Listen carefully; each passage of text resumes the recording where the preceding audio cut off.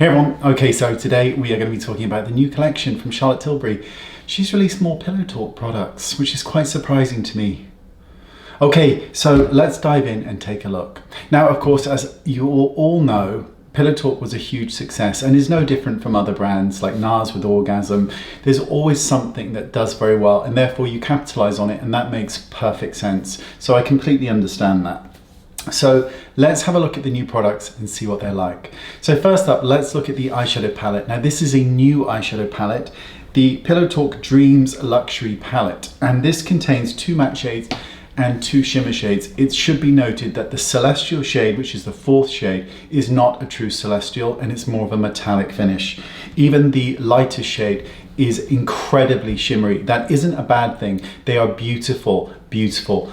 But the Celestial shade, or the shade that should be the Celestial shade, is less forgiving on mature eyes. Celestial shades have a transparent base and they just tend to look more beautiful than metallic shades, but the range itself is beautiful. The colors are beautiful. They're definitely on the pink warm side and they are lovely.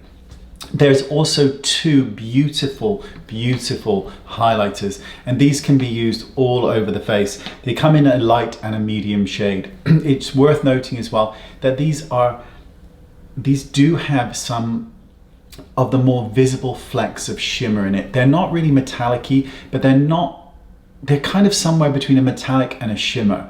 They're very, very pretty indeed, and they do look beautiful on the skin. But bear in mind that some of the reflex in it are a little on the chunkier side, and therefore they can be a bit more problematic on skin as we get older. There are also 2 beauty wands, which are Pillow Talk Light and Pillow Talk Medium. Very, very beautiful products. I'm a big fan of these. I like a liquid and a cream, I really do, and these look beautiful on the skin.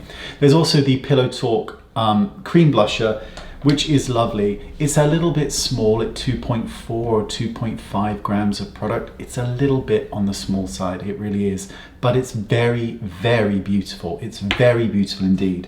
And finally, there is the Pillow Talk Mascara in a bizarre kind of really warm, almost red brown.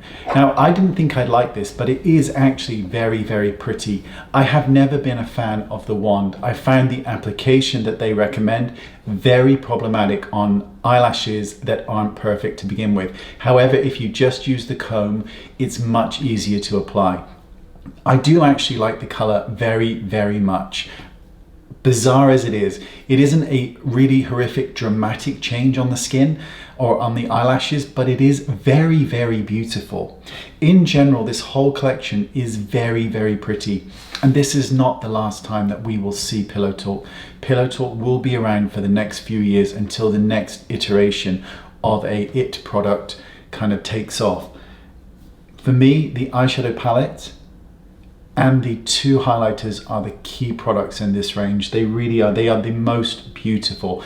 And particularly the highlighters on younger skin, unblemished skin, on unlined skin. It's very shiny and very, very pretty. It's a winner. If I could pick anything from the range, I would just go for the eyeshadow palette because it is beautiful. And definitely, definitely get a kind of bridal look, especially if you pair it with the original product. I think that's really beautiful. There you go, Pillow Talk, always a triumph. Let me know what your thoughts are. I'll put all the links to the products in the description bar. Thanks for your time. See you all soon. Bye bye.